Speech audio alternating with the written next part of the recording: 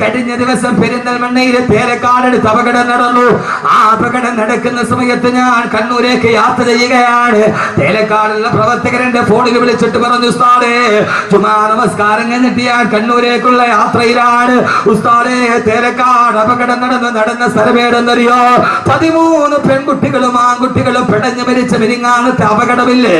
വെള്ളിയാഴ്ചയിൽ അപകടം നടന്ന സ്ഥലത്ത് 3 മാസം മുമ്പ് ഞാൻ ഇവിടെ പ്രസംഗിച്ചതാണ്. ആ പ്രസംഗിച്ച ഗ്രൗണ്ടിന്റെ മുമ്പിലാണ് വണ്ടി പോയി തലകീടായി മറിയുന്നത്.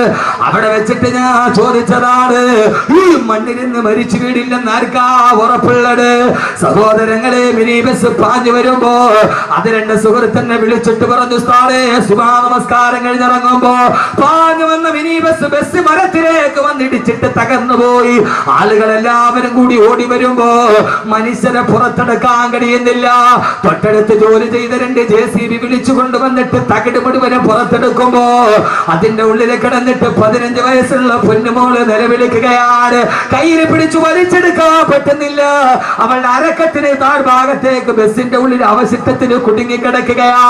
അവൾ കിടന്ന് നിലവിളിച്ചു 3/4 മണിക്കൂറോളം 10,000 ഓടിക്കൂടിയിട്ട് ധരിച്ചു നിൽക്കാനല്ലാതെ രക്ഷിക്കണേന്ന് നിലവിളിക്കുമ്പോ ഒരു സുന്ദരി പെൺകുട്ടി നിലവിളിക്കുമ്പോ പിടിച്ചു കയറ്റാൻ കഴിയാതെ JCB വന്നിട്ട് തകിടങ്ങട് മാറ്റിയിട്ട് വലിച്ചെടുക്കുമ്പോ ഉസ്താദേ കയ്യിൽ പിടിച്ചു വലിച്ചെടുക്കുമ്പോ അവളുടെ നിലവിളി അവസാനിച്ചിരുന്നു.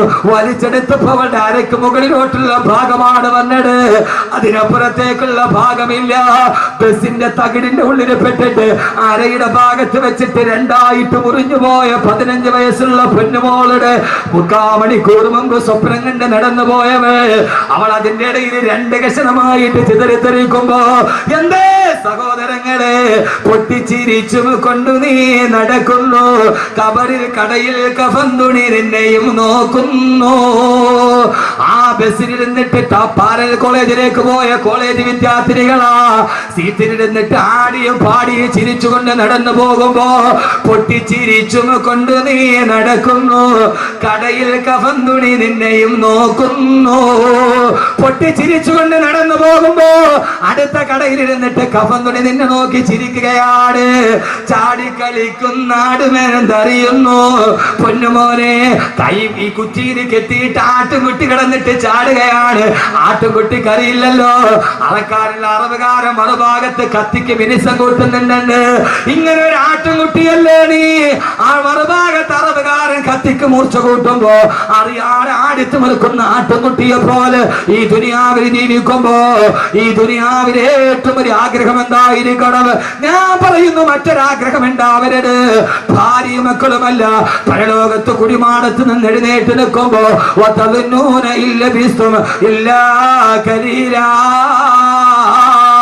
അല്ലാഹുവേ അല്ലാഹുവേ അല്ലാഹുവേ, ഈ ഖബറിന്റെ ഉള്ളിൽ നൂറ്റാണ്ടുകളെ കിടക്കേണ്ടി വന്ന ഒരു സെക്കൻഡ് പോലെ കഴിഞ്ഞു പോകുന്ന സുഖകരമായ ജീവിതം അത് കൊതിക്കാത്തവരാരാവുള്ളത്? അല്ലാഹു തൗഫീഖ് നൽകി അനുഗ്രഹിക്കുമാറാകട്ടെ. ഈ ദുനിയാവിൽ എല്ലാം അല്ല തന്നിട്ടുണ്ട്. വീട് തന്നിട്ടുണ്ട്, ബിസിനസ് തന്നിട്ടുണ്ട്, പണം തന്നിട്ടുണ്ട്, മക്കളെ തന്നിട്ടുണ്ട്, ഭാര്യയെ തന്നിട്ടുണ്ട്. ഞാൻ ഈ സദസ്സിൽ വെച്ചൊന്ന് വെറുതെ ചോദിക്കുകയാ, ഈ വിനീതന്റെ പ്രസംഗം കേൾക്കാൻ ഇവിടെ തടിച്ചുകൂടിയവരോട് നാളെ പരലോകത്ത് ചെല്ലുമ്പോ എഴുന്നേറ്റാൽ ഉടനെ എനിക്ക് അറിസിന്റെ തടലേക്ക് നടന്നു പോകണമെന്ന ആഗ്രഹത്തോട് ഇൻഷാ അല്ലാഹ് ഈ സദസ്സിൽ വെച്ചിട്ട് അഹ്മദ് കബീർ ബാക്കവി 18 വർഷമായി മതപ്രഭാഷണം നടത്തുന്നുണ്ട്. അല്ലാഹുവിന്റെ തൗഫീഖ് കൊണ്ട് ഞാനൊരു 4 മാസം മുമ്പ് പെരിന്തൽമണ്ണയ്ക്കുള്ള ഉടമല മക്കാമുറൂസിന് ബഹുമാനനായ സമസ്തയുടെ ആലിക്കുട്ടി ഉസ്താദ് അടക്കമുള്ളവരെ സദസ്സിലുണ്ട്.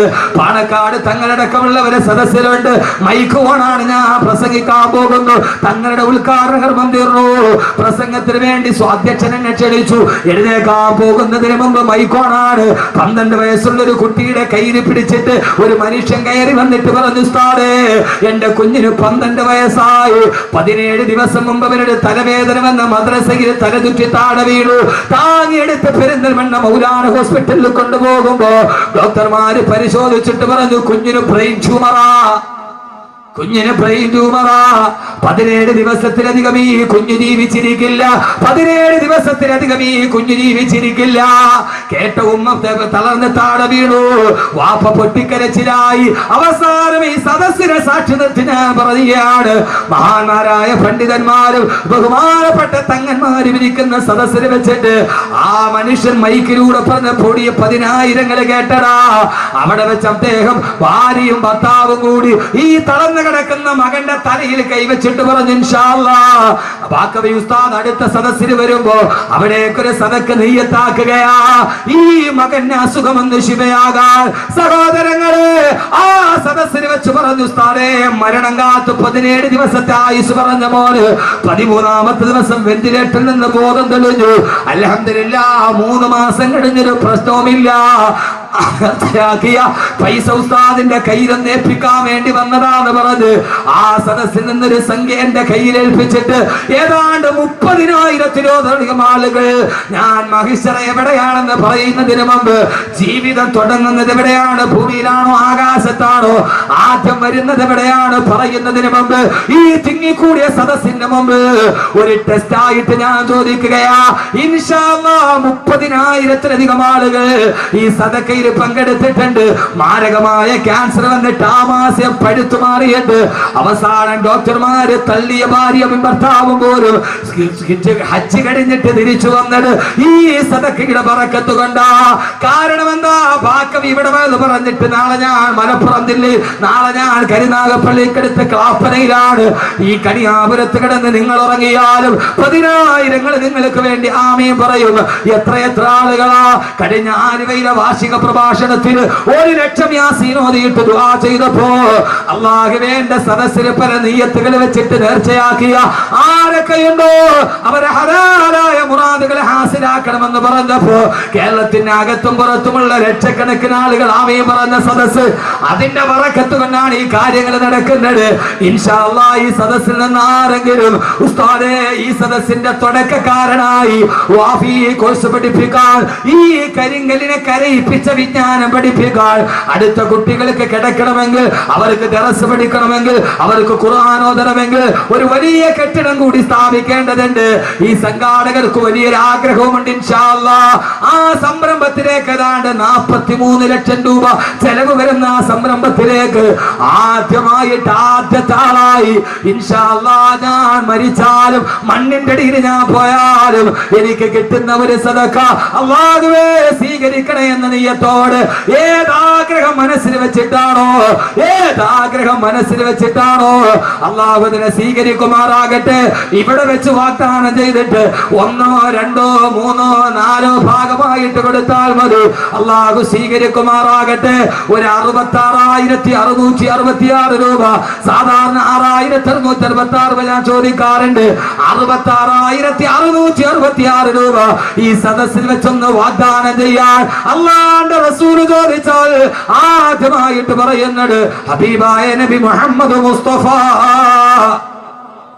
ഹബീബായ നബി മുഹമ്മദ് മുസ്തഫ, ഹബീബായ നബി മുഹമ്മദ് മുസ്തഫ സല്ലല്ലാഹു അലൈഹി വസല്ലം ചോദിച്ചാൽ ആദ്യമായിട്ട് ഒരാൾ പറയും അനയാ റസൂലല്ലാഹ്, ഞാൻ തരാ നബിയേ, ഞാൻ തരാ നബിയേ.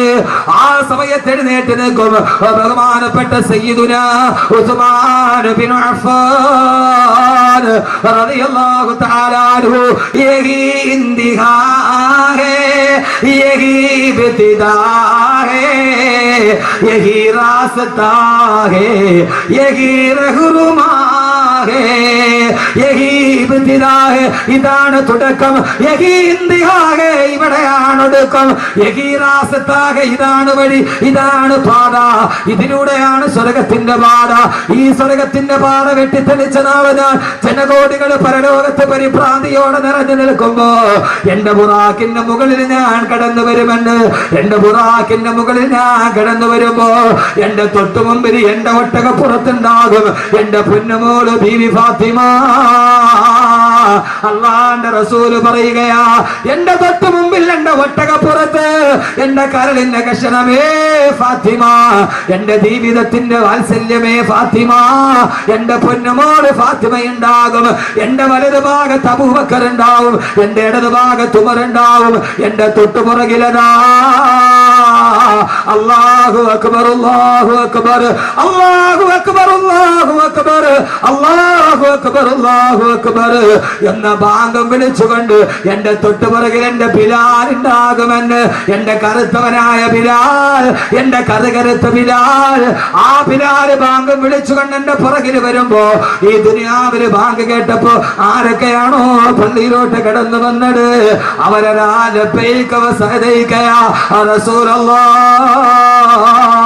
എന്നും പറഞ്ഞുകൊണ്ട് അവര് ബിലാലിന്റെ തൊട്ട് പുറകിന് വന്ന് ഒരുമിച്ച് കൂടുമെന്ന് ഹബീബായ നബി മുഹമ്മദ് മുസ്തഫ. വേണ്ടേ ചെറുപ്പക്കാരാ, പച്ച വ്യഭിചാരം പഠിപ്പിച്ച മെസ്സിയുടെ താരാരാധന നടത്തിയ മോഹൻലാൽ മമ്മൂട്ടി ഫാൻസ് അസോസിയേഷൻ പ്രകടിപ്പിച്ച എന്റെ പ്രിയപ്പെട്ട ചെറുപ്പക്കാരാ, പോലെ മന്ദയെയും ഒക്കെ റോൾ മോഡലാക്കി മാറ്റിയ നാളെ ബിലാലിന്റെ പുറകിൽ നിൽക്കണ്ടേ, നാളെ മഹിസറയിൽ ബാങ്ക് വിളിക്കാൻ കഴിയണ്ടേ. അങ്ങനെ വരുമെന്ന് പറഞ്ഞ് സഹാബത്ത് പറയുമ്പോ ഓ സമയത്താണ് അള്ളാന്റെ റസൂലിനോട് സഹാബത്ത് പറഞ്ഞു, തിരുദൂതരെ പ്രസംഗം നിർത്തല്ലേ നബിയെ, പ്രസംഗം അവസാനിപ്പിക്കല്ലേ നബിയെ, എന്തെങ്കിലും പരലോകത്തിന് രക്ഷപ്പെടാൻ എന്തെങ്കിലും പറഞ്ഞു തരാറ്, അങ്ങനെ നിർത്തല്ലേ യാ റസൂലല്ലാഹ്. അവിടുത്തെ ആളുകള് നമ്മളെ പോലെയല്ല.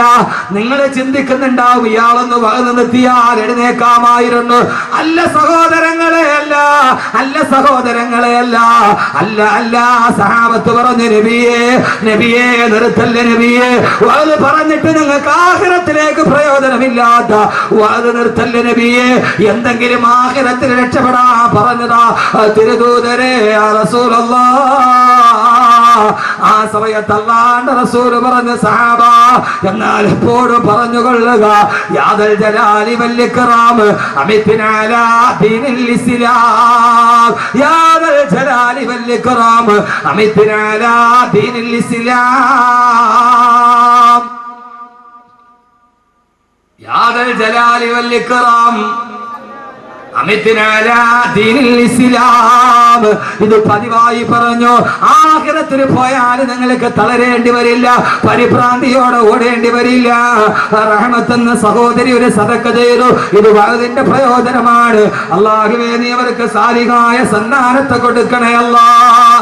അല്ലാഹു സ്വീകരിക്കട്ടെ, അല്ലാഹു സ്വീകരിക്കട്ടെ, അല്ലാഹു സ്വീകരിക്കട്ടെ. എന്റെ പൊന്നുമോനെ, പരലോകത്ത് എഴുന്നേറ്റ് വെക്കുമ്പോ എന്തെങ്കിലും ഒക്കെ വേണം. യഥാർത്ഥത്തിൽ പരലോകത്താണ് പ്രോട്ടോകോൾ ലംഘിക്കുക. പരലോകത്ത് മരണം ജീവിതത്തിന്റെ തുടക്കം. ഞാൻ പരലോകത്തിന്റെ പ്രധാനപ്പെട്ട കാര്യങ്ങൾ പറയാം. പരലോകത്ത് പ്രോട്ടോകോൾ ലംഘിക്കുക. പ്രോട്ടോകോള് എന്താ ഫോട്ടോക്കാരോട് പോകുന്നത്? പ്രോട്ടോകോൾ ലംഘിക്കും. എങ്ങനെ? പരലോകത്താണ് ചെല്ലേണ്ടത്. അള്ളാഹുവിടെ ആക്കി തരട്ടെ, അള്ളാഹുവിടെ ആക്കി തരട്ടെ, അള്ളാഹുവിടെ എത്തിച്ചു തരട്ടെ. എത്താൻ ഇത്തിരി പാടാ മനുഷ്യന്മാരെ. അള്ളാഹുവിടെ എത്തിച്ചു തന്നാൽ രക്ഷപ്പെട്ടു. അവിടെ മലക്കുകൾ നമ്മളെ കാണുമ്പോൾ സലാം പറയും. ഇവിടെ നേരെ തിരിച്ച്, ഇവിടെ നമ്മളാരോട് പോലെ സലാം പറയും, മലക്കുകളോട് സലാം പറയും. അവിടെ മലക്കുകൾ നമ്മുടെ സേവകന്മാരാണ്. പ്രോട്ടോകോൾ മാറും. ഇവിടെ ഇപ്പൊ നമ്മളൊരു കല്യാണത്തിന് നമ്മളൊരാൾ വിളിച്ചു, അവിടെ ചെന്നപ്പോ ആദ്യത്തെ ട്രിപ്പ് ഇരുന്നു, നമ്മൾ വെളിയില അല്ലേ. അപ്പൊ വീട്ടുകാർ ഓടി വന്നിട്ട് പറയും, ഇതൊന്ന് കഴിഞ്ഞോട്ടെ, തീർന്ന ഉടനെ അടുത്ത് നിങ്ങൾ ഇരുത്താം. അപ്പൊ ഒരു കസേരയൊക്കെ ഇട്ട് അവിടെ എന്ത് ചെയ്യും? ഇരുത്തും. നമ്മൾ ഈ ചാപ്പാട് നല്ല ബിരിയാണിയുടെ സ്വാദ് മൂക്കിലേക്കങ്ങ് അടിക്കും. ആദ്യത്തെ ട്രിപ്പ് തീരാറാകുമ്പോ തന്നെ നമ്മൾ എന്ത് ചെയ്യും? മേശയൊന്നും തുടച്ചിട്ടുണ്ടാവില്ല, പ്ലേറ്റ് തന്നെ എടുത്തിട്ടുണ്ടാവില്ല, ചാടി എന്ത് ചെയ്യും? മനുഷ്യന്മാരെ ചാടി എന്ത് ചെയ്യും? ഇരിക്കും. എന്തിന്? ചാപ്പാട്. ഏത് ചാപ്പാട്? ബിരിയാണി തിന്നിട്ടൊരു കൊച്ചു മരിച്ചുപോയി എന്ന് പറഞ്ഞോട് പ്രശ്നം ഉണ്ടാക്കി. കിഴക്കൂട്ടത്തല്ലേ യഥാർത്ഥത്തെ ആ കൊച്ചു സൂസൈഡ് ചെയ്ത, ആത്മഹത്യ ചെയ്ത. ചുമ്മാ പത്രക്കാരൻ തിരുവനന്തപുരത്ത് ഷവർമ തിന്നിട്ട് ഒരു കുട്ടി മരിച്ചു, ഒരാൾ മരിച്ചു. യഥാർത്ഥത്തിൽ അയാൾ സൂയിസൈഡ് ചെയ്ത പാവപ്പെട്ട ഹോട്ടൽ കച്ചവടക്കാരന്റെ ജീവിതവും മുറ്റി. പത്രത്തിൽ എന്ത് ലൈവായിട്ട് അപ്പൊ കിട്ടി എഴുതുക. അതെന്താ യഥാർത്ഥത്തിൽ അയാൾ ആത്മഹത്യ ചെയ്ത ബാംഗ്ലൂരിൽ പോയി. ഷവർമ അവന്റെ കൂടത്തൊന്നും മരിച്ചില്ല, ഇവ മരിച്ചു. പത്രക്കാര് ഈ ബ്രേക്കിംഗ് ന്യൂസ് കിട്ടാൻ വേണ്ടിയിരിക്കുക അവരെഴുതി. പാവപ്പെട്ട ഹോട്ടൽ കച്ചവടക്കാരുണ്ട്. ആ മനുഷ്യൻ, ആ സാൽവ കഫേയുടെ മനുഷ്യൻ സ്ഥിരമായിട്ട് പള്ളിയിൽ ഒരു കരി കൊടുക്കുന്ന ആള്, നല്ലൊരു മനുഷ്യൻ. പത്രക്കാർക്ക് എഴുതിയാൽ മതി ഹോട്ടലുകാരൻ്റെ ഏതൊക്കെ പെണ്ണിന്റെ സ്വർണം പോലും വിറ്റിട്ടായിരിക്കും ഒരു കൊച്ചു മാടക്കട തുടങ്ങുന്നത്.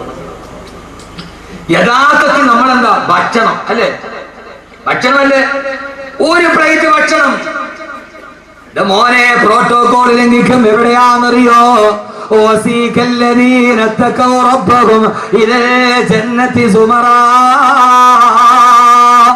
അള്ളാഹുവിന്റെ വിശുദ്ധമായ സ്വർഗത്തിന്റെ മുമ്പിലെത്തുമ്പോ ആ സ്വർഗത്തിന്റെ ഭക്ഷണങ്ങൾ മുഴുവനും വിളമ്പി വെച്ചിട്ട് അള്ളാഹു മുത്തഖീങ്ങളോട് പറയും, ഇവിടേക്ക് വാ, ഇതാ നിങ്ങൾക്കുള്ള ഭക്ഷണം ഇവിടെ ഒരുക്കി വെച്ചിരിക്കുകയാണ്.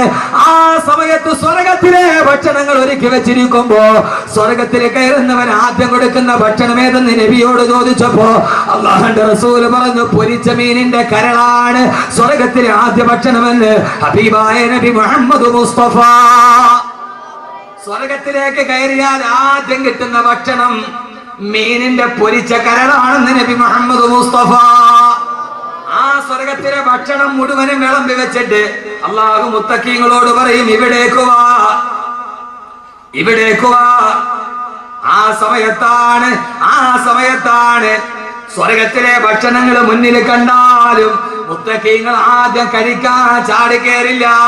അവര് പറയും, വഖാലുൽ ഹംദുലില്ലാഹില്ലദീ സദഖനാ വഅദാ. ആ സമയത്ത് മുത്തഖീങ്ങൾ പറയും, വഖാലു അവര് പറയും, അൽഹംദുലില്ലാഹ് അല്ലദീ സദഖനാ വഅദാ. അല്ലാഹുവേ അല്ലാഹുവേ അല്ലാഹുവേ, പടച്ചവനെ ഞങ്ങൾക്ക് ഈ ഭക്ഷണം തിന്നാനുള്ള ആർത്തിയില്ല, അൽഹംദുലില്ലാഹ് ഇതെല്ലാം ഞങ്ങൾക്ക് ഒരുക്കി വെച്ച റബ്ബേ അൽഹംദുലില്ലാഹ്. ഇവിടെ തിന്നിട്ടാണ് അൽഹംദുലില്ലാഹ് പറയുക. സ്വർഗത്തിൽ കാണുമ്പോൾ അപ്പൊ പിന്നെ ആക്രാന്തമൊന്നുമില്ല. സ്വർഗത്തിലെ ഭക്ഷണം കണ്ടാലും ആക്രാന്തം തോന്നാതെ അൽഹംദുലില്ലാഹ് പടച്ചവനെ ഞങ്ങൾ ഈ ദുനിയാവിൽ ചെയ്തതിനൊക്കെ കിട്ടിയല്ലോ അല്ലാഹുവേ. കൈ കിടന്ന ഈ ബ്രേസ്ലെറ്റും കമ്മലും ഒക്കെ ഊരിക്കൊടുത്തിട്ട് ചിലപ്പോ ഞങ്ങളെ പൊട്ടിന്ന് വിളിക്കുന്നവരുണ്ടാവും.